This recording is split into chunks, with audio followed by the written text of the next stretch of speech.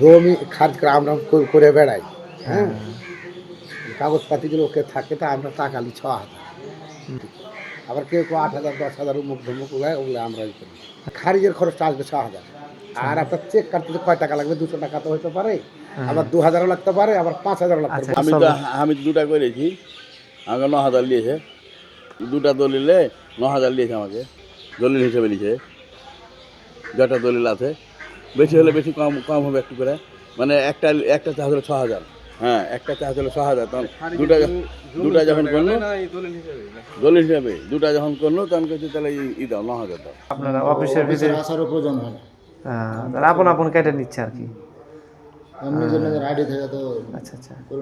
আমাদের ভূমি ব্যবস্থাপনা যে অটোমেশন হয়েছে, সেই অটোমেশন প্রক্রিয়ায় খারিজ এবং খাজনা আদায়ের ক্ষেত্রে সরাসরি অর্থ লেনদেনের কোনো সুযোগ নেই।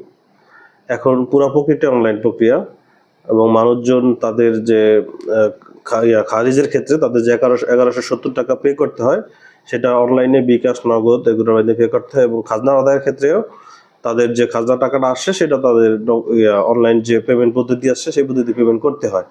এক্ষেত্রে আমাদের নির্দেশনা রয়েছে সকল ইউনিয়ন ভূমি অফিস এবং অফিসে যে কোনো ধরনের খারিজ এবং খাজনার ক্ষেত্রে আমাদের অফিসের যারা স্টাফ আছেন তারা যেন এগুলোর সাথে ইনভলভ না হন। কারণ এইটা হচ্ছে তারা অনলাইনে আবেদন করবেন, তারা অনলাইনে তাদের খাজনা যতটুকু আসে সেটা পরিশোধ করবেন।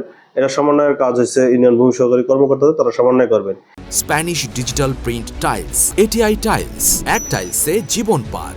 এর বাইরে যদি কেউ অতিরিক্ত টাকা বা কোনো কারণে ব্যক্তিদের কাছ থেকে খাজনা এবং খারিজের কথা টাকা নেয়, সেক্ষেত্রে আমরা তাদের বিরুদ্ধে যদি লিখিত অভিযোগ পাই এবং অভিযোগের সাপেক্ষে প্রমাণ পাই, তাহলে আমরা সরকারি বিধি মোতাবেক যে ব্যবস্থা গ্রহণ করার সেটা আমরা করব। বিষয়ে যদি সে বলে থাকে, তাকে আমাকে প্রমাণ দিতে হবে যে, এবং যাদের কাছে বলেছে তারাও যদি আমার কাছে অভিযোগ করে যে ঊর্ধ্বতন কর্মকর্তাকে টাকা দিয়েছে, কারণ আমাদের এখানে কোনো নির্দেশনাই নেই যে কাউকে আমাদের টাকা দিতে বলেছি, এরকম যদি বলে থাকে তাহলে আমি তাদের বিরুদ্ধে কঠোর আইনানুগ ব্যবস্থা গ্রহণ করব।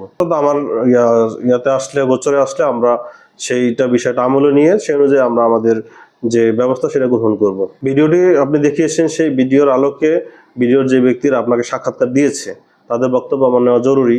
তাদের বক্তব্য নিয়ে সেই বক্তব্য সত্যতা যাচাই করে আমি আমার ঊর্ধ্বতন কর্তৃপক্ষকে অবহিত করব। যদি এরকম কোনো ব্যক্তি পাওয়া যায় যে ভূমি শেষের আশেপাশে যারা এই ভূমি সংসদের কাছে ভূমিগুলো সেবা গ্রহীতাকে হয়রানি করছে বা অতিরিক্ত আদায় করছে, আমরা গিয়ে যদি এরকম কাউকে পাই তাদের বিধানের ব্যবস্থা গ্রহণ করব।